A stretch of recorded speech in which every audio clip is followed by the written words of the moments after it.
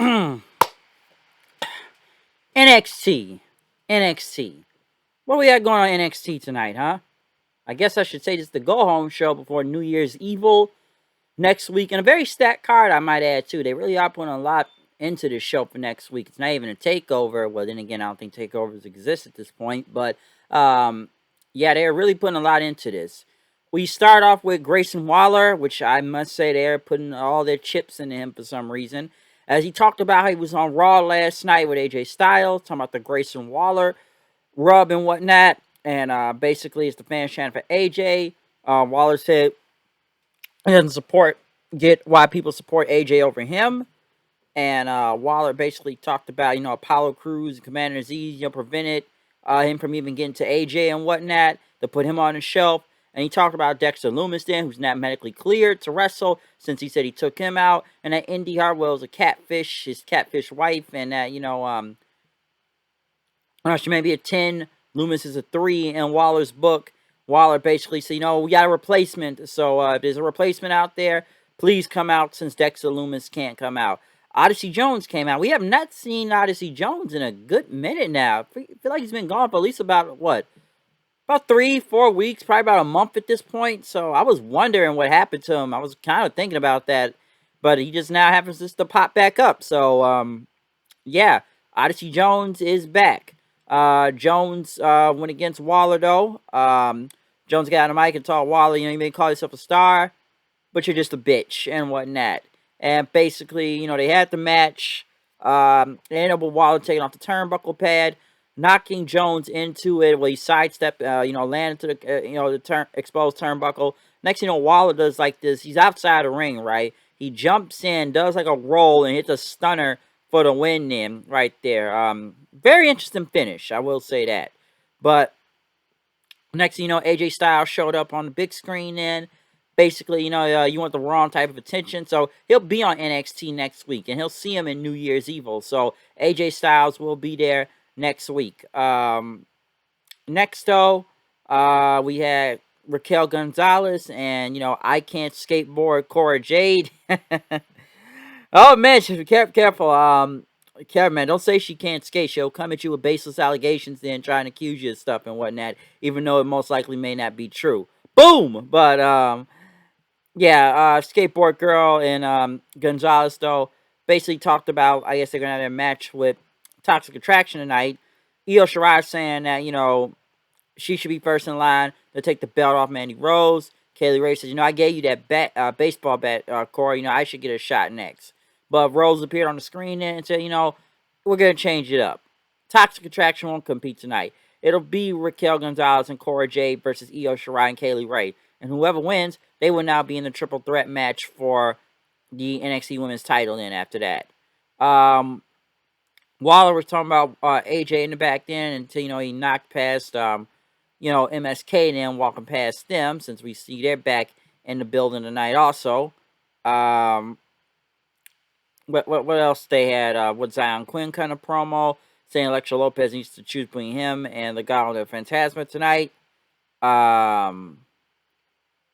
Don't know where that's going. MSK came out. We have not seen MSK in the ring in a very long time. Well, we see him in vignettes throughout the entire week. And talked about they were going to get at, Imperium for those belts. Matt Riddle was on the screen saying, he couldn't make it there tonight. And, a change of plans happened. So he couldn't be there this week. I figured he wouldn't. And then again, it looked like a lot of people weren't on this show tonight. But that was like that with Raw also. And basically, he'll be there soon. Riddle said, you guys need to challenge Imperium and reach your destiny. As MSK said, bring that ass here, boy. And Imperium came out.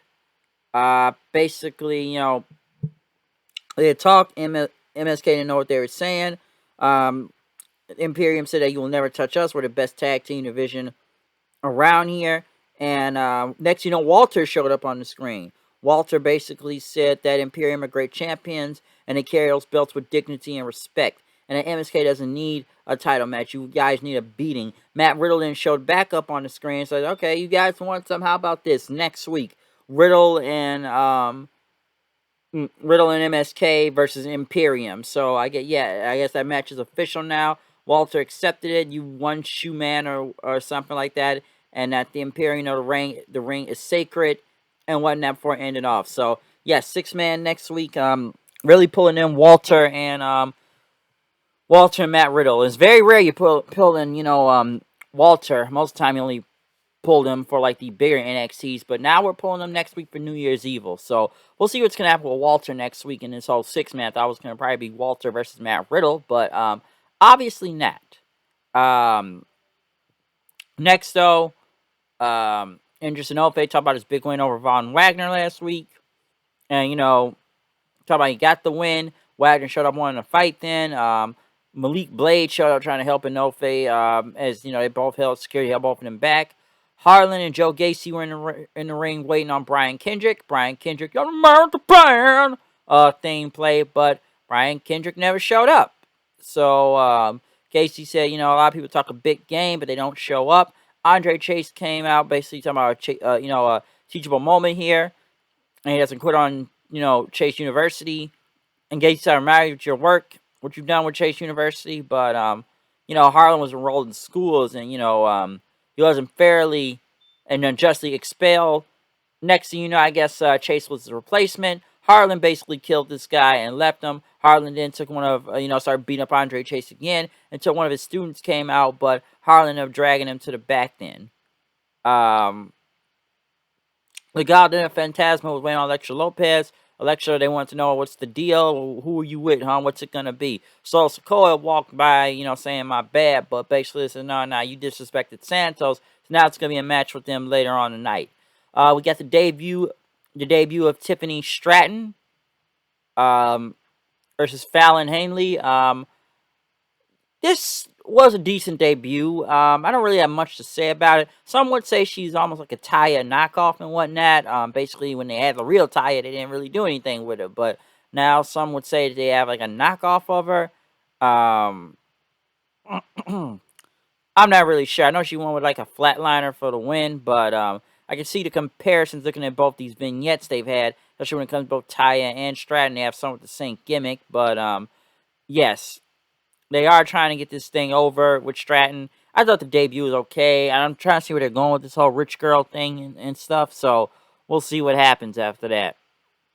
Joey D'Angelo talked about Pete Dunne in. Talk about Scram fighting fights. And, you'll confront the bully that beat you and stuff. So he cut a promo on that. Tony D'Angelo. Wade Barrett was in the ring for a contract signed for the North American Cruiserweight title. Both guys came out. Malcolm Bivens saying, ENC tricking them backstage, so, the prices are high. Gas prices are high and they couldn't make it. But next thing you know, tricking them said, like, Strong is the B champion because he won't be champion for much longer. And that Roddy's never been about it. Malcolm says, let me translate that for you, Roddy, for everyone at home, too. Basically saying, yes, he wants to beat you. He wants to take your title. You won't unify it. But then, and whatnot. Next thing you know, basically, what is it? I think Williams basically said he was going to kick Strong's ass, and then I guess basically Bivens coded it, so he translated. Now this is the part where I guess we're translating how black people talk apparently and whatnot. That's what they were trying to do, saying, "Hey, bruh, if you come for the king, do not miss. You gonna be nuck if you buck. Like, come some if you want some. You on I block right now. On throwing them. That's basically what they saying. Some street nigga shit out there. That's all really sounded like. But Williams, Bivens said, like, you outnumbered out here, son, so you better watch out. But Williams said, I ain't never outnumbered, man. Now, like, I'm getting paid out here. I'm big, 2-something. Got 2 women here, 2 women there, man. Y'all ain't getting nothing out here, all right? That's what y'all understand. Wade Barrett didn't understand what any of these guys was saying. Melo basically said, I don't shoot, I don't miss and everything. It's a lifestyle. And so he's got the aim like Denzel in the Equalizer and whatnot. So you need to put that on a T-shirt and stuff. Melo basically, when say he puts his victims down, and he will be walking away with both titles. Strong on the mic, then that's impressive and whatnot. And he got a lot of potential and experience, but you learn the biggest moment. And listen, I'm going to become a 2-time North American champion, I think he said, and I called him Humble Hayes. That's what he's going to change him to once he's done with him. But right after that, both signed a contract. They walked off. Williams is still there. Bivens basically said, yeah, man, yeah, Dexter Loomis whooping your ass last week. And then Trick got in and says, yo, man, I told you, man, I'm going to take you out, man. In my face. You better quit it, man. You better quit it. You better stop doing what you're doing out here. Bivens said, can we all just get along? And the Creed brothers ended up putting him through a table then after that. So, yeah. This segment, I have honestly no idea where this is going. Especially when they talk on some street shit and some regular shit. I don't know with this promo. It's almost like they had to be translators for both of each other and whatnot. Should probably be a good match at next week, but basically like we're trying to translate how you talk from black to regular. I don't know why they even tried that. I'm not sure where to go with this all the way. I know they showed all the teams basically fighting for the titles. Solo Sikoa winning against Santos Escobar. Very good match. Not a bad match at all. Figured Solo was going to get the win, but thanks to Zion Quinn, basically trying to go at Electra Lopez again. Santos trying to stop him and whatnot. And, Escobar tried to do what he could to take him down, but it did not work. The biggest replacement out of this whole match was, wow,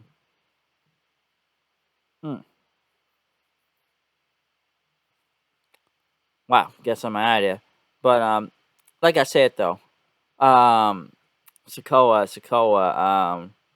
yeah, him and Escobar, a good match. Like, Quinn came out and basically, got with a suicide dive.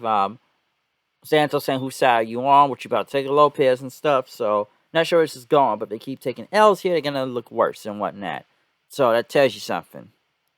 Von Wagner went against Malik Blade. Not nothing to say much from this. Von Wagner won, so boom. In the main event, we got the women's title on the line. Cora Jade and Raquel Gonzalez versus Kaylee. Wow, wrong names. Raquel Gonzalez, Cora Jade versus Io Shirai and Kaylee Ray. Not a bad match though. In the end, not bad at all.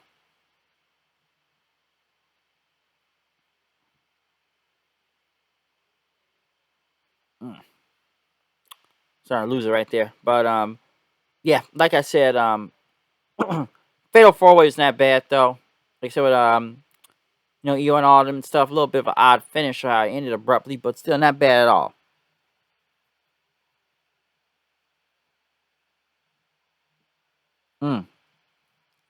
Sorry, scratch my head. Wow, look at me. I must be losing my focus while doing this video for some reason. Don't know why. But, hey, I think I made it to the main event of all this. Like I said, Cora Jade, Raquel Gonzalez went against Kaylee Ray and Io Shirai. Of course, Cora and them got the win. Clunky match a little bit, not bad at all. Cora Jade ended up getting the win with the whole roll-up thing and whatnot. Obviously, they're trying to make it to a big star. I don't know how to fight. That's going to go with the skateboard girl. But, basically, yeah, Cora Jade and Raquel Gonzalez won. Still retaining. What am I retaining? But they're still going to be in a tag match for next week. So almost act like they were fighting for some titles out here against these two. But not. Next thing you know, Mandy Rose showed up there and basically pointed up how, how she wants the titles to go out when she beats both of them for it. So yeah. Other than that, though, comment, subscribe, find me on Twitter at Hood1990. I'm out of here. See you guys then. Peace out. Wow, lose my focus here. Lose my focus. Peace.